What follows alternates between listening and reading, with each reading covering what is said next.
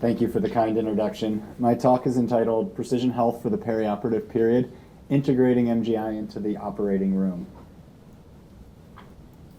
As I said, I'm an assistant professor of anesthesiology, a director of outcomes research in the Department of Anesthesiology. I've received some funding from a KO8 through the National Institute of Health and just ending Foundation for Anesthesia Education and Research funding. I don't have any financial, consulting, or contractual relationships to report, and my presentation doesn't include any off-label or investigational uses. I'm honored for the invitation to speak at the 10th anniversary of Michigan Genomics Initiative. From the start, MGI has been a program that's very near and dear to my heart, and I think this is because I feel that I've really grown and developed in my own career alongside the growth and maturation of MGI. This journey for me began in 2013 when I started my anesthesiology residency shortly after the beginning of MGI in 2012. During my years of clinical training going from 2013 to 2017, MGI enrolled and recruited over 35,000 patients. And then as I began my independent faculty practice in 2018, they've continued to enroll over 10,000 patients per year, with the most recent freeze from 2021 having over 60,000 genotyped individuals. So my personal interest in MGI stemmed from my own role in the pipeline, and that pipeline goes from the patient consent to blood draw to genotype.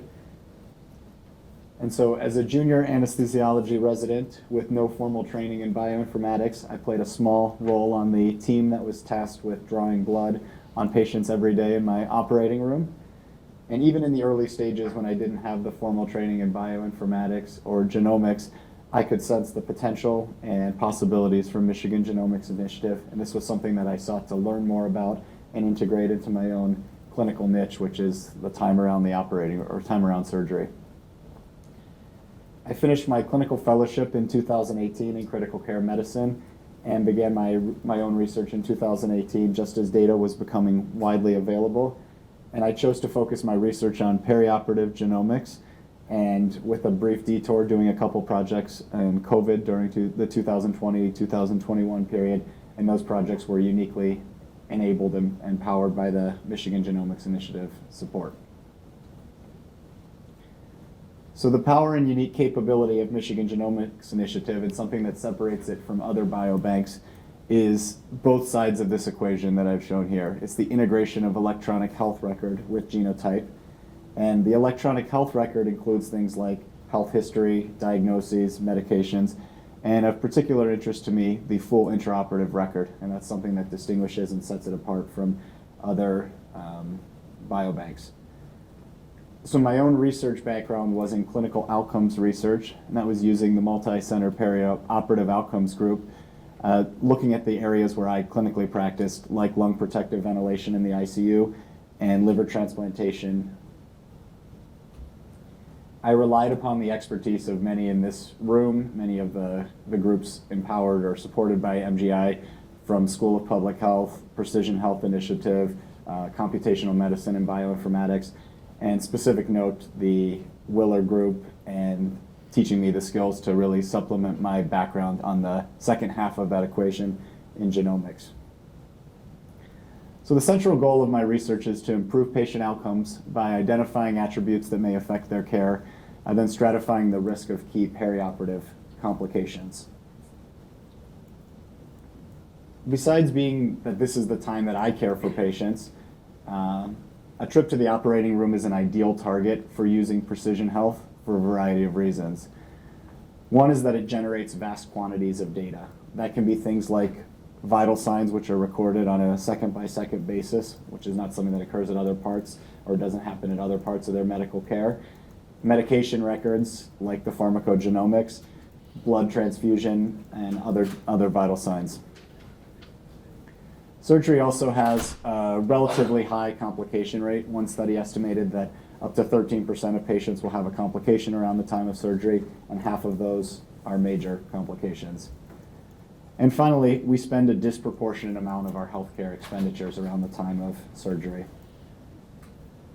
A trip to the operating room now increasingly includes genetic data. One study estimated that over 15 million patients have genetic data at the time they present for surgery, and that's continuing to grow exponentially with direct-to-consumer genetics, genotyping obtained as part of unrelated causes, like a cancer workup, and then at our institution, MGI, where a large percentage of patients have genetic data. Unfortunately, healthcare providers like myself oftentimes have limited exposure to genetics and are not trained to contextualize or clinically act upon that information. So today's talk is organized through a few different overlapping frameworks. The first lens that we can look at the research is based on the medical condition. An alternative framework is based on the genetic technique employed, and a final component is according to the data science that is enabled by the research. In terms of medical conditions, I divide the talk today in terms of comorbidities, which are conditions that a patient may be susceptible to based upon their baseline genetics. I've worked to identify 3 straightforward comorbidities, obviously ones that are of interest to an anesthesiologist. We'll highlight the research on malignant hyperthermia in a bit more depth, although we've also studied pseudocholinesterase deficiency and factor V Leiden. We'll highlight research on a few different postoperative complications, including myocardial injury, which is basically a heart attack after or around the time of surgery, heart failure, and then acute kidney injury. We also have ongoing research projects looking at things like sepsis, postoperative nausea, vomiting, pulmonary complications, and stroke, which are not highlighted in today's talk. The second framework with which you can view today's talk is based on the genetic technique employed. This figure may be routine or review for most of you in the audience, but I wanted to highlight kind of increasing complexity in how we've incorporated each of these things into the research that I do. So using just simple genotyped data is ideal for well-characterized genetic conditions like the 3 things that I termed comorbidities. Michigan Genomics Initiative has genotype on our array of over 500,000 variants. Through a process of imputation, we can obtain genetic data on up to 10 to 20 million variants through imputation, and this can empower genome-wide association studies, resulting in the familiar Manhattan plot shown here, which looks at the significance level of the association spread out over the spatial chromosome genotype here. By incorporating the data generated from the genome-wide association studies, we can generate polygenic risk scoring on an individual basis, which quantifies the individual contribution of many of the variants and shows how that patient's individual risk of a complication or a condition is shifted relative to the baseline risk. Finally, there's the potential for more complex analysis using things like whole exome sequencing, mRNA sequencing, proteomics, and epigenetics, of which I'm definitely interested in incorporating into my future research, but goes beyond the scope of the talk today. Kind of that final framework or lens with which we can view the research done is that genetics is just a single domain that can be integrated with other risk metrics like the preoperative data, intraoperative data, and then incorporated with advanced data science techniques like machine learning and natural language processing to give an overall risk that is improved on our risk modeling for that patient. So focusing first on malignant hyperthermia, that was one of the initial comorbidities we studied. This was selected for a few different reasons, one of which it had a very straightforward genetic inheritance, a modifiable risk profile, and a penetrance that was linked to anesthetic exposure, and it had a high clinical significance. We hypothesized that patients would be at increased risk for a modifiable condition could be identified using the genetic data that they obtained as part of their enrollment in Michigan Genomics Initiative. And we hypothesized that these patients may have been not previously detected on any of the relevant EHR-based diagnoses. Breaking that down in terms of malignant hyperthermia, this is a life-threatening hypercatabolic state characterized by fast heart rate, muscle rigidity, fever, muscle breakdown. The genetics occur in one of these 2 genes here, and the anesthetic provider can relatively easily modify their anesthetic plan to avoid volatile anesthetics or succinylcholine. We found when looking at the coverage of Michigan Genomics Initiative, there was incomplete coverage on the genome array. So we were able to use a subset of data that had either whole exome sequencing or single molecular inversion probe data. We were able to obtain a cohort of 1,200 patients and found 2 patients with an associated diagnosis, neither of which carried a clinical diagnosis in the electronic health record. So in summary, this was a study that enabled us to identify patients with genetic susceptibility to a perioperative complication using an open source script which we designed for clinician use, and we validated this application in a retrospective analysis for multiple conditions which had a well-characterized genetic inheritance. Finally, we showed that not all genetic susceptibilities were previously known or documented in the electronic health record. What was interesting and fulfilling about this project is then we went back and returned the genetic information to the patients so that they derived a benefit from their participation in Michigan Genomics Initiative. To do this, we had to place them in contact with a genetic counselor, offer CLIA-grade genetic testing. The genetic counselor obviously was not affiliated with Michigan Genomics Initiative, and this is kind of the goal for me as a clinician, is that the research we do impacts their future clinical care. What was interesting, or something that was not readily apparent, is the term malignant hyperthermia, something that I know about, I think many clinicians know about, but we sometimes don't grasp what that means to patients. And so one of the patients was really reluctant to undergo additional testing or additional workup. It was because they thought this had something to do with malignancy, and there was a component of fear. And so I think it's important for us as we close that loop or bridge that gap back to the patient side to recognize what fears or what kind of lack of knowledge or education about these conditions may have. Wanted to go through the selection criteria on a few postoperative complications that I'm going to highlight: the myocardial injury and the acute kidney injury. These had to have high clinical significance, relatively high frequency, and an objective diagnostic metric. For the myocardial injury, looking at troponin, and then for the acute kidney injury, looking at serum creatinine. These figures show the polygenic risk score in the population on the left, not developing the complication, and on the right, developing the complication. It's a normalized polygenic risk score, so it's standardized to a mean of 0 and a standard deviation of 1. You can see a little bit of shift that was significant, but what's more interesting is on the right, when you look at how the risk stratifies at 1 standard deviation and 2 standard deviations above the mean in the distribution. And so patients at 1 standard deviation risk had a 1.36-fold increased risk, and at 2 they had a over 2 times increased risk of the complication. That non-uniform impact of genetics can be more clearly illustrated in this diagram here, where we looked at a traditional risk metric for the complication. It's the revised cardiac risk index. Basically, it's a back-of-the-envelope calculation that a clinician can do, where you look at some things in the history, such as, do they have a prior stroke? Is the surgery high risk? Do they have a history of congestive heart failure? Do they have diabetes? And you calculate the score, and you can calculate an associating increased risk of the complication. But what was interesting for us is that polygenic risk had a non-uniform impact as a function of the patient's risk. And so at very low risk, genetics had a small impact. So at an RCRI risk of 0 or 1, genetics basically had a negligible impact. But then at high risk, at a score of 3 or 4, genetics had a huge influence. And basically what we're showing is that at an RCRI risk of 3, the genetic risk, what we calculated as a point of 1 standard deviation, it basically adds or subtracts another point to the patient's overall risk. So the patient at RCRI 3 at high genetic risk had lower baseline risk than one at an RCRI risk of 4. At RCRI 3 of low risk, they had a lower score than at an RCRI of 2. So basically genetics is contributing the same contribution as diabetes or as prior stroke or high-risk surgery. So some conclusions from this project. We identified that the genetic information associated with myocardial injury was useful for identifying patients with the risk of this complication. We incorporated a diverse group of variables, including preoperative variables and intraoperative variables that included things like case duration, whether they required any blood products, what sort of medications we had to give them.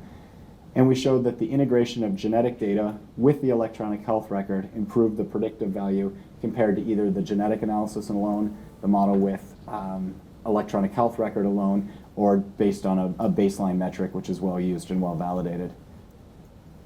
Another complication that I wanted to highlight was cardiac surgery, as acute kidney injury after cardiac surgery. And so this is important to think about how this phenotype is different from what are traditionally studied phenotypes, because we're looking at a novel niche, the perioperative period. In order to do this, some traditional biobanks don't have the capability of really integrating with intraoperative records, which was essential to curating this phenotype. And they do have things like date of surgery, but it's very hard to draw temporal trends and obviously no full linking with the intraoperative record. So to do this study, we collaborated with a biobank, the BioView biobank at Vanderbilt University. I mentioned that because they were a great collaboration, but it's also one where we're able to create and replicate many of our phenotypes. So it's something to keep in mind as you structure your own collaborations. Some background on this condition. It has a high incidence, as many as 30% of cardiac surgery cases experience this condition. It increases hospital mortality, even in patients that go on to make a full renal recovery. The unique component of why we're studying it around the time of cardiac surgery is that cardiac surgery exposes patients to a unique set of stresses. The patient may go on cardiopulmonary bypass, they get large volumes of blood products, they require medications which support their heart's function, and the aorta may be cross-clamped to enable the heart to be sewn in a low-flow state. So there's clearly overlap, but also unique mechanisms when you compare it to other subtypes of acute kidney injury. So our motivation was based on the increased rate of AKI and detailed data collection, which would provide us with a better opportunity to understand these unique physiology and etiology. Primary objective of this study was to perform a genome-wide association study on acute kidney injury after cardiac surgery using the data from 2 academic biorepositories. Secondary objective was to test the predictive utility of a novel polygenic risk score for predicting this complication. This kind of shows how I integrated the data from the 2. For the genome-wide association study, we worked to create the largest cohort possible with meta-analysis of both biobanks independently. For the second aim, we used the Michigan Genomics Initiative to generate descriptive statistics on the polygenic risk score, which was then validated in the independent data sample from Vanderbilt's cohort. This is something that's important to note. So just the power calculation enabled by the Precision Health Power Calculator. At an allelic frequency of 1%, which was the minimum included in our analysis, a variant would have to have increased the relative risk of the complication by a factor of 6 to be detected with statistical power. We are better powered to detect more common variants, such as if a variant occurs with a frequency of 25%, it would only have to exert an impact of 1.7-fold to be detected. But the reason I highlight this is that this is the largest study to date, and yet we're still significantly underpowered to do this type of research. And so that really highlights the need for wider collaboration, specifically within academic biobanks. So some results from this study. Amongst the over 1,000 procedures, we had an incidence of the complication of 34% in the Vanderbilt population and 25% in ours. As expected, acute kidney injury developed more frequently after longer procedures in patients with comorbidities like chronic pulmonary disease and diabetes. And the majority of patients developed stage 1 acute kidney injury, and close to 85-90% of the patients developed this. And for those that don't have the nephrology explaining it, stage 1 acute kidney injury is based on a creatinine bump that is 1.5 to 1.9 times their baseline. But it's hard to know whether that is the high clinical significance events which may have a cleaner genetic signal, such as stage 3, which requires dialysis or is a 3-fold increase. So in that study, no SNP exceeded the threshold for genome-wide significance. We found 6 at a suggestive threshold, and polygenic risk was not significantly associated with our outcome. Also found a low heritability. So what does that specifically mean is that this complication may be minimally influenced by genetics, and that modifiable clinical risk factors may exert a higher degree than genetic risk factors. Obviously, there's future work to be done, larger sample sizes, perhaps lower risk surgery means that genetics has a greater baseline risk, or looking at some low frequency variants that were not included in the polygenic score. But likely the overall genetic risk is negligible compared to clinical risk factors. for me as a clinician, that's reassuring because it means all of the work that I do in the operating room really does matter, and the clinical care plays a greater role than genetics in this condition. Kind of the final lens, I'll go quickly through that because we only have a couple minutes to talk, is how this genetic work quantifies in comparison to other data science techniques. We used machine learning to assess a model of heart failure. We used a few different machine learning methods and quantified a high discrimination, low positive predictive value, and showed that we can develop a good machine learning model. But for a clinically meaningful sensitivity threshold to be actionable, you really need high confirmatory testing. One quick study I wanted to highlight was the incorporation of natural language processing with genomics to lead to improved modeling. This study was enabled by a wonderful graduate student who's since moved on and graduated, Hank Wu from the Willer Lab. And he basically looked at the co-occurrence patterns of different diagnoses in the electronic health record to develop a score. You can see his score is called a ClinRS score and how that compares to the polygenic risk score on the x-axis. And in patients that are in yellow, they developed heart failure, and in blue, they did not.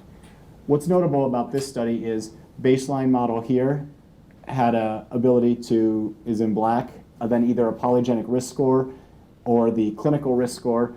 You were able to develop or detect heart failure up to 8 years sooner than you could in a baseline model. And when you added the combined model that included both genetics and clinical risk factors, you were able to predict this complication as early as 10 years in advance. It's really the key question as we go down the rabbit hole of data science and machine learning is what's the clinical interpretability of that. We broke down the score to see many of the risk factors that are flagged are very, very interesting or expected. There's others that are clearly just artifact of, I think we found that having a diagnostic code from labor and delivery is protective, not because labor is protective, but just because you're screening young, healthy patients. Also the same with ophthalmologic diagnosis. So really some overall conclusions. The utility of genetics varies greatly based on the phenotype and the risk profile of the cohort. Obviously we found that polygenic risk was useful in myocardial injury, but was not as useful in acute kidney injury. Hard for me in my studies to have identified any evidence advocating for additional perioperative genetic testing. And the best models will optimize both genetic and non-genetic parameters, such as machine learning, natural language process, although it's important to note as you do this that the complexity will limit the applicability and interpretability. So next step for me, I continue to expand the perioperative complications I study, working to do additional advanced techniques, automating with the electronic health record. This is a clinical support system we use in the anesthesia department, but then really envisioning a way where a clinical provider is getting flags on how their patient's genetics put them at increased or lower risk. And really this is the question that I wanted to leave you with is, what are we uniquely positioned to study using the Michigan Genomics Initiative data? And that's why I highlighted things like the perioperative complication, but in your own research thinking, what data do we have and how are we uniquely positioned to study something that other biobanks or other groups cannot? So thank you for your attention, and I'll take any questions.